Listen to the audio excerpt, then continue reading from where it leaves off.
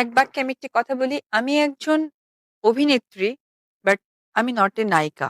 কখনো কোনো মিটিং, কোনো প্রেস, কোনো জায়গায় আমি ঐরকম নিজেকে প্রেজেন্ট কখনোই করতে চাইনি যে আমি একজন নায়িকা। প্রত্যেকটা নায়িকার একটা সৌন্দর্য আছে। হুম, ওপেনলি বা তাদের ডেফিনিশন ওয়াইজ দেখায়।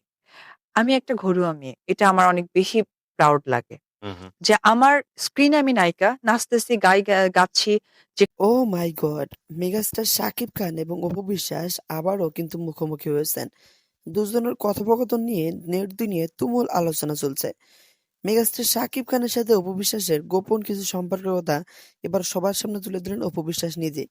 তো চলুন আমরা সেই কথাবার্তাগুলো শুনে আসি এবং শোনার পরে আপনার মন্তব্য কি কমেন্ট করে জানাতে তো ভুলবেন না। সো চলুন শুনে আসি। হয়েছে যে আমি কারো মেয়ে থাকতে চাই, কারো বোন থাকতে চাই, কারো ওয়াইফ থাকতে চাই, কারো গার্লফ্রেন্ড থাকতে চাই। বিকজ প্রত্যেকটা হাসব্যান্ডই চায় তার ওয়াইফ পৃথিবীর সবচেয়ে ঢাকা থাকুক। হুম, প্রত্যেকটা বয়ফ্রেন্ড যারা বেশি ভালোবাসে তারাও চায় তার গার্লফ্রেন্ড ঢাকা থাকুক। প্রত্যেকটা বাবা-মাই চায় আমার মেয়ে আরো ঢাকা থাকুক। প্রত্যেকটা ভাই চায় আমার বোন ঢাকা থাকুক। হুম। তো আমি সেই নায়িকা হতে এই চেয়েছি। ঢাকা মানে কিন্তু রাজধানী ঢাকা না। এটা আপনারা উল্টাপাল্টা বুঝলে কিন্তু হবে। তো ওকে। আমি সেই ঢেকে ঢুকে এক নিজেকে ধরনের প্রেজেন্ট আবরণ, আবরণটা আমি ভালোবাসার আবরণ হ্যাঁ, এটাকে আমরা প্রায় ৭-৮ মাস হয়ে গেছে তার সাথে আমি ফোনে কথা বলছি বা দেখা করছি। তখন সেই দেখা করাটাকে আমি সম্মান দিতে চেয়েছি, সেও সম্মান দিতে চেয়েছে। ওকে। দ্যাটস হোয়াই আই কল না, দ্যাটস আমরা কল বিয়ে। আমাদের জায়গা থেকে বিয়ে বলতে যেটা বুঝি সবাই যে বিয়ে মানে হচ্ছে একটা সামাজিক রীতি।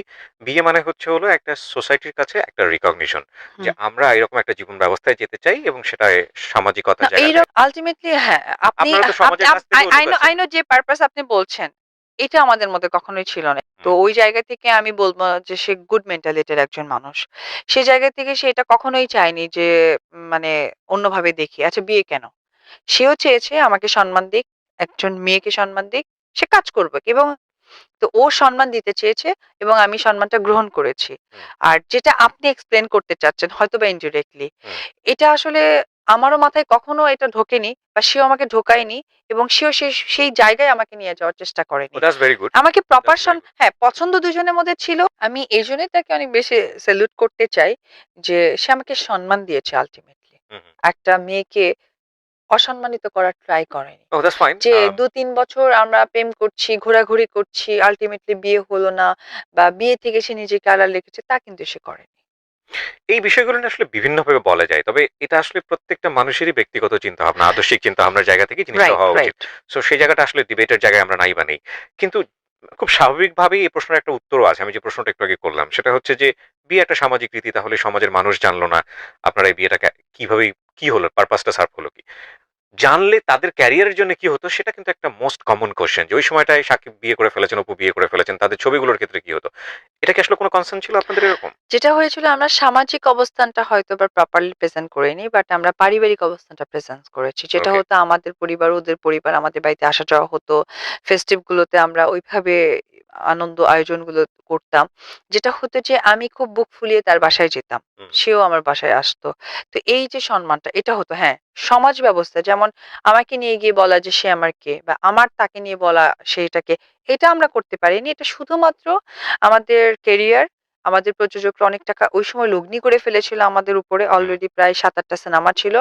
আল্টিমেটলি আমরা দেশ বলতে পারি বিকজ হুম, সিনেমা সেক্টর দেশেরই একটি অংশ। হুম। আমরা ভালোর জন্য আমরা নিজেদের সামাজিক অবস্থানটাকে ঢেকে রেখেছিলাম। রাইট, বাট আমাদের পারিপার্শ্বিক বা আমাদের পারিবারিক যোগাযোগটা অনেক ভালো ছিল। রাইট।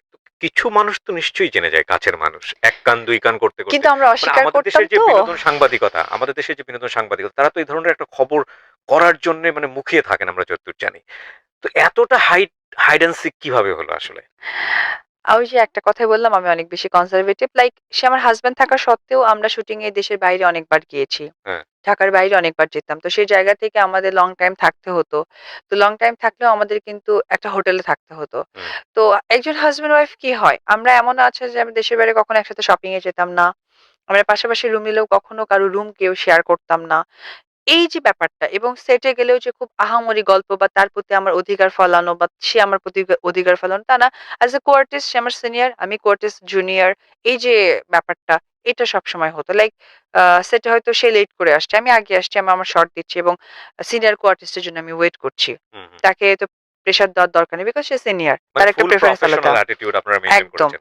এবং বাড়িতে যাবার পর যেটা হতো একজন আমি ওয়াইফ যেটা হয় তাকে রান্না করে খাওয়ানো, তাকে টেক কেয়ার করা, তার ফ্যামিলিকে এমন না আছে আমি ঘরও ঝাড়ু দিয়েছি, ঘর ক্লিন করছি, আজকে বউ আসে নাই। ঠিক আছে। তার ড্রেস আমারই হইতেছেন আমার বাসা সাথে নিয়েছিলেন শুটিং। আপনারা ঢাকাতে? নো, নো, নো তাহলে? আমরা ফ্যামিলির সাথেই তো থাকতাম। তার বাবা-মা আমরা ফ্যামিলি সহকারেই ও আপনি থাকতাম। ও ও ও ওনার বাসাতেই থাকতেন? হ্যাঁ।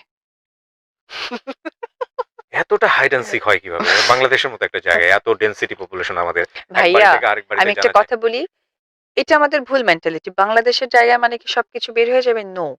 বাংলাদেশের মানুষ সবচেয়ে ভালো অন্যান্য দেশের থেকে। না আমি ভালো কিন্তু অর্থেই বলেছি না, আসলে। না তারপরেও যেটা হয় যে আমাদের এখন পারিপার্শ্বিক। আপনি যদি ভুল করেন সেটা আপনার সামনে আসবেই।